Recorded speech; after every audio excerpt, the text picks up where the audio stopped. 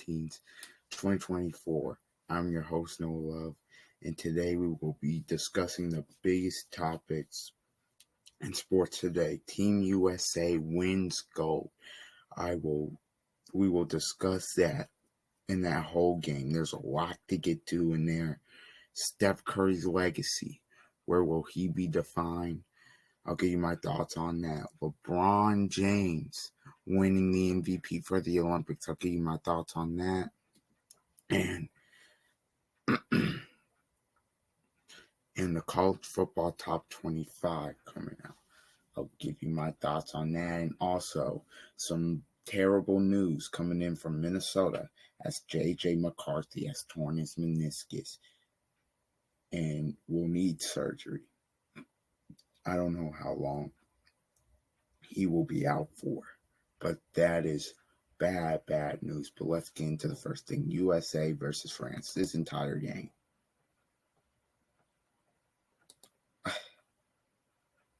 First off, I just got to say Steph Curry. That's my only words. If you see the box, okay, let's look at the box score. Wembanyama was fantastic in this game. Evan Fournier didn't particularly shoot it well. They didn't particularly shoot it well. What killed them was obviously free throws. You missed 7 free throws. And then you have 13 turnovers. Now, Team USA won, but 17 turnovers. That can't happen. The bench was good. I think Davis and Edwards were great. Edwards on-ball pressure was really good. Came in 8 points in 9 minutes. Devin Booker, 15 points. The quietest 15 points he'll ever see, if I'm being honest. He was the unsung hero. Put his ego aside. Scored when the team needed him to. Took initiative on defense in terms of guarding the team's best guards. Or country's best guards. Diving on loose balls. Just really the unsung hero of this Olympic team. But Steph Curry. I'll show you his last 4 possessions in a minute. Wow. Steph Curry, that's all I gotta say. That guy there is, I mean, for him to do what he did on that big of a stage, that is probably the most memorable Steph sequence. Maybe it's recency bias, but that I can remember in a long time. Oof. Man, the dagger he just put on the team's home country the Olympics were in France, so it's on basically France's home country, in their home country, and Steph said, I'm not coming away with gold. I'm going to put y'all to sleep like this. Crazy. The big dogs did their thing. Durant had 15. James had 14. You see Steph had 24. He saved them against Serbia, and then he closed the deal here. Let's see what Get Up has to say about this just incredible performance by Steph Curry. It's the 5th straight gold medal. Kevin Durant is the first player to win 4 gold medals in men's basketball at the Olympics. Kevin Durant and I think he's the leading scorer all time in the Olympics. So he will probably go down as the greatest Olympic player of all time. Him and LeBron will be up there, but let's see what they have to say here on. The consequences of losing are epic. They are enormous. And Steph Curry refused to let it happen. D-Wood, your thoughts? Greeny, I've been a part of 2 epic Super Bowls, Super Bowl 36 against the greatest show on turf in the St. Louis Rams at the time, and Super Bowl 38 with the Carolina Panthers. Both came down to, game-winning field goals. Greeny, I don't think I've ever experienced anything like that. Just sitting there watching Steph cook the way he was cooking the last, 2 or 3 minutes of that game. Yeah. It was the most epic sports event that maybe I've ever witnessed. Literally. I mean, I'm sitting here watching LeBron James and Kevin Durant defer. Like, no, bro. Why are you passing me the ball? You take the ball because you are on such a heater right now. It doesn't even make any sense for me to even touch the ball. To watch Chef Curry, I don't even call, he's Chef Curry, be in his bag at that moment in the Olympics on another country's home court. Mm-hmm. And to watch him pull that off, I don't know. Like, I'm not even talking about basketball. I'm talking in sports. I don't know if there's anything more epic than what we watched with Steph Curry. You have to contemplate. That's going to go down, that sequence late in the game when France cuts it to 3 and Chef just continues to cook them. And France will be back, by the way. They're going to have, they keep importing these NBA players. France will be back in LA in 2028, no doubt in my mind. But for that Steph sequence, that'll go down as one of, if not the greatest moment probably in the 2020s. Take the stage. You have to contemplate the entire planet watching. You have to contemplate the entire planet being invested. Last time pausing, I promise. 20 million people watching that game. And Steph does that. Incredible. And what was happening here, this wasn't for an NCAA championship, which happens every year. It wasn't for an NBA championship, which happens every year. And I get it. It is these guys' lives. I'm not diminishing the significance of any of that. But this is every 4 years, and this is America clinging to our status, Kendrick, Big Perk, clinging to our status as the dominant country in this sport. It's something where we will not keep winning these gold medals forever. But Steph Curry didn't let it get away in France. Well, think about this for a second, right? When you think about the NBA overall, right, it's a global event. Think about the guys that have been dominating the NBA.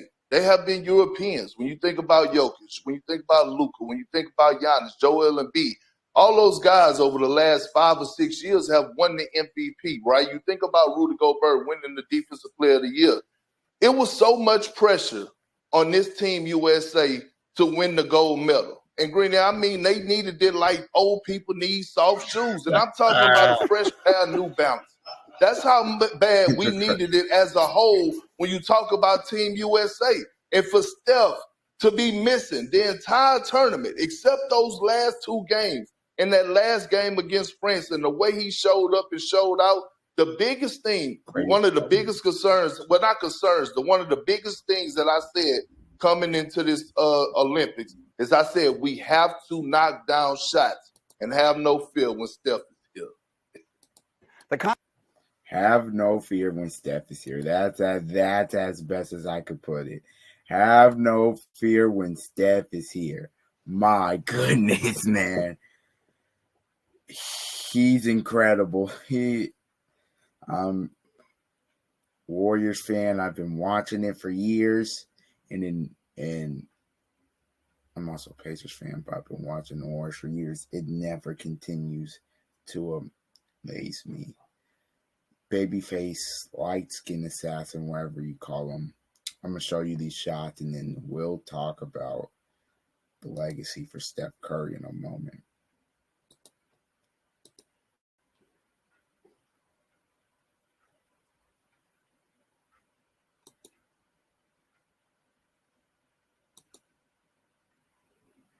This is France. I cut it to 3. USA got discombobulated down the stretch. You're going to see a LeBron and Steph in a ball screen. Curry, jab, triple. He sticks it. Just a great fake to get to the jab. And then Yabusul's not quick enough to stay. We're talking about where do you do the big 3 or the 3 OGs see themselves playing in LA? Nah. They not. That was their last Olympics. They're not playing in LA. Durant will be 40 by the time the 28 Olympics come around. Steph will be 40 and LeBron will be 43. They'll all be retired with arguably LeBron will have a top 2 career. And Steph and KD will probably have top 10, if not top 5 careers. years in basketball. Well, at least for Steph. So they're in. To me, in 28, I think that starting five will be Halliburton because he was already on the team, and at 24 years old, he'll be in his prime. Then to me, Edwards, same thing there, be in his prime. Tatum will probably still be in, I think he'll be 30, so still in his prime. I think Paolo Banchero will be in his prime. He's coming into his own already, even though he wasn't on the team this year. There's like that, like it's gonna be a brand new team. And then at the 5 will probably be Bam. Like it'll be a whole new team. Like because Drew will probably be retired. I think Booker will probably I think Booker may play. But in terms of the guys that were on the team like Drew, Steph, Embiid, Durant, James, them guys aren't going to be on the team like the next time. That was kind of obvious. Where does this put Steph's legacy at though? I had him 11th. I had Elijah 1 over him. I think I gotta put Steph in that top 10 now. I mean, you just can't deny him. Now top 5 is a little extreme.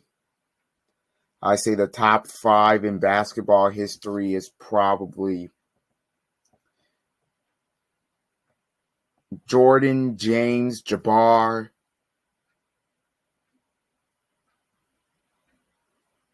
Russell, and Shaq. Or if you want to put Chamberlain at 5, that's fine too. I think those will be the top 5 guys. But top 10, Steph's in there. Steph's in there. My top 10 now. Let's just do it. My top 10. I guess we can go in order. Jordan, James, Jabbar, Russell, Shaq, Chamberlain, Kobe, Duncan, and I'm missing somebody. Steph will be at 10, but I'm missing somebody. I just know I am. I just know I'm missing somebody. Like, I know I'm probably missing somebody at the 9. But yeah, that'd be 9 of the top 10 for me. Steph being top. Oh, you know what? Redo. I know who I missed. I think actually it's Jordan, James, Jabbar, Russell, Magic, Shaq, Kareem, Kobe, Duncan, Steph. But if you want to say Steph was better than Magic, in terms of the greatest point guard of all time, I'm not going to argue with you because, I mean, I think Magic's probably have more of an overall bag, or not more of an overall bag, but he was more of an overall player. But I think Steph, he just can't. He can't do what Steph does in terms of scoring and 3-point shooting. Magic, he could pass that thing, but Steph could shoot that thing. So nothing. There's nothing.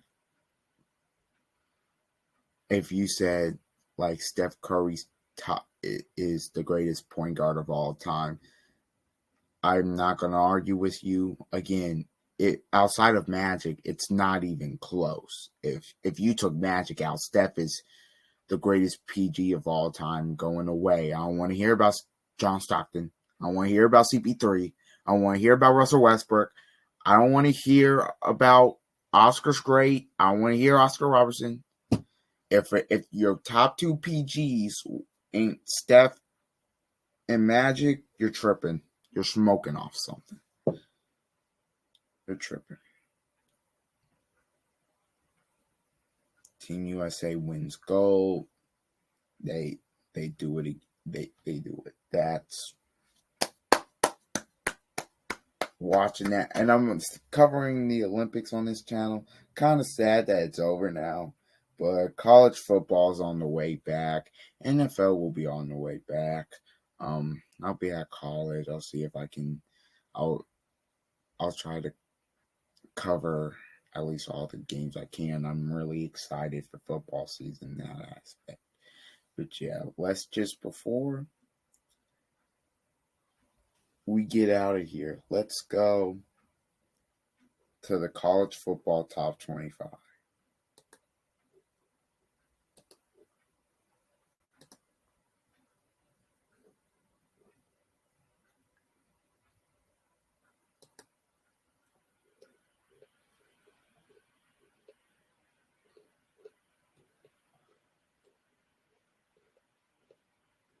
We will go to what Joe Klatt has to say, right? But if we can find the top, oh my goodness, can we even find the top 25? Okay, that's Joe Klatt. Oh my goodness, here we go. AP top 25. Georgia 1, Ohio State 2, Oregon 3, Texas 4, Bama 5, Ole Miss 6, Notre Dame 7, Penn State 8, Michigan 9, Florida State 10. Watch out for Missouri. Could be a playoff team. They're going to be really good. Brady Cook coming back. It'll be a veteran team. Utah number 12. Utah is also really good. Also, they still have Cam Rising. LSU 13, Clemson 14, Tennessee 15, Oklahoma 16, Oklahoma State 17, 18, Kansas State 19, Miami 20, Texas A&M 21, Arizona 22, Kansas. Look at that. The way these two teams have rebuilt their program here, Arizona and Kansas, is just incredible. USC 23, NC State 24, Iowa 25. That week one game in Vegas between 13 LSU and 23 USC is going to be that's interesting. USC really needs that game, I think, to get, and both teams need the game because you need to get off to that great start, obviously, for college football playoff purposes and stuff. Now that it's 12 teams, but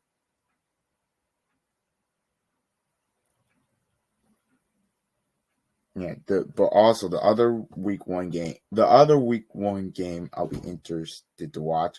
Notre Dame traveling to Texas A&M. Year 3, 12-team playoff. Notre Dame, there's no excuses. I think you got to get into the playoff, and at least, I mean, I think you got to get in. You can Texas A&M new coach at College Station, Riley Leonard, though that's going to transferring there. That's going to be a very good matchup. Also, Georgia, they basically have a home game against Clemson, who's number 14 in the land. So yeah, it's really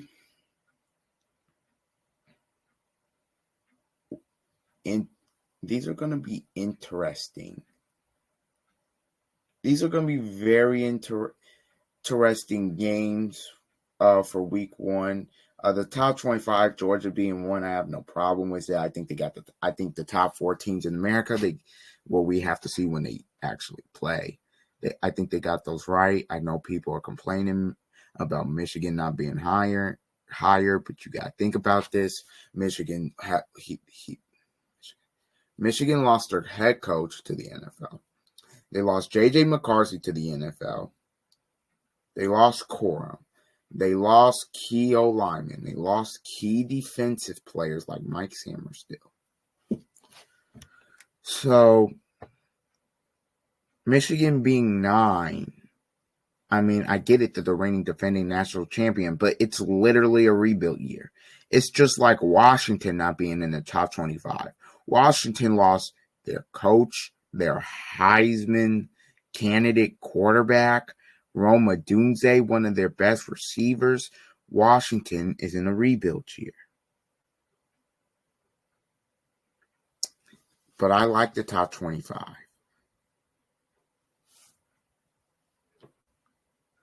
Let's see what Joe Klatt has to say.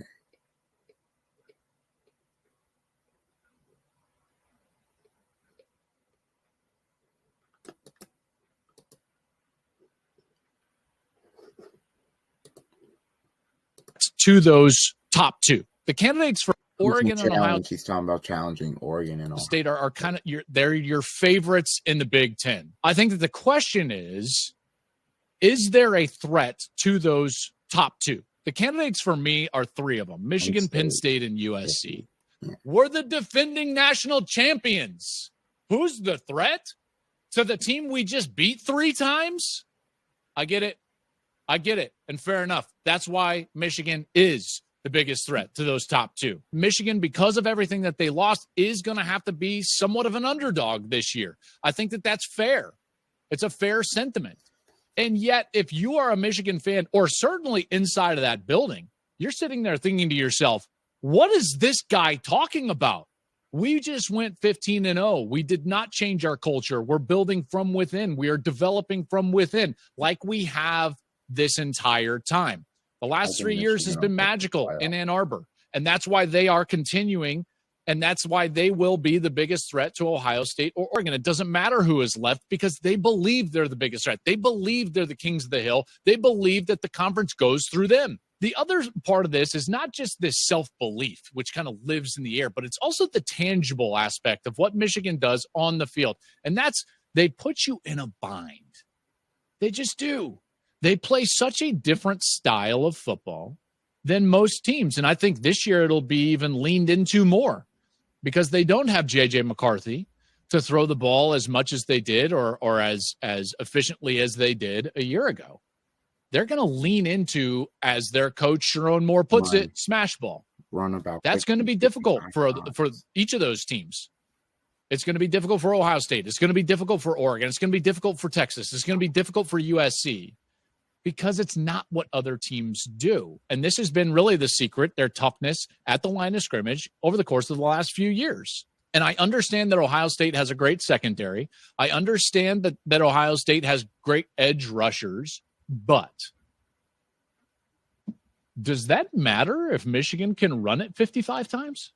You can walk around anywhere else in the country, and everywhere else in the country, people are talking about Ohio State. People are talking about Oregon.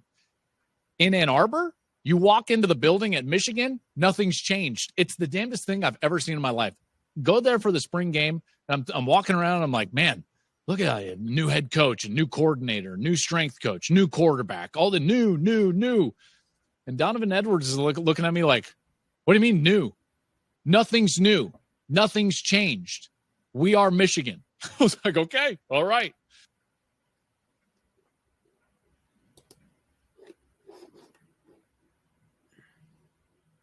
Michigan, I mean, they have to be an underdog, obviously, this year because of everything they lost, like he said. But I think USC is going to be really good. I think they got to break. I don't think they don't play Ohio State or Oregon. I think that's what they're. I looked at their schedule. I think they go to the playoff being a 9-3 football team. I really do. Now, who will be in the Big Ten championship game? Ohio State will be your other pick, one of your picks, and then probably the other pick. You will probably be good in saying Oregon, but they play each other. So, again, it's just going to be an interesting season. It's the first year of the new 12-team playoff, and we'll see how it goes. Anyways, that is the end of the Don't Argue with the Facts podcast for August 13th, 2024. The next time I'll be uploading an episode, I'll be in my college dorm. There will be no episodes until Friday because I am moving in and getting everything situated.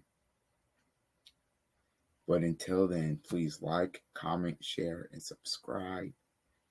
Until Friday. hopefully. I'll give you an update on my Instagram. There will be a link in the description.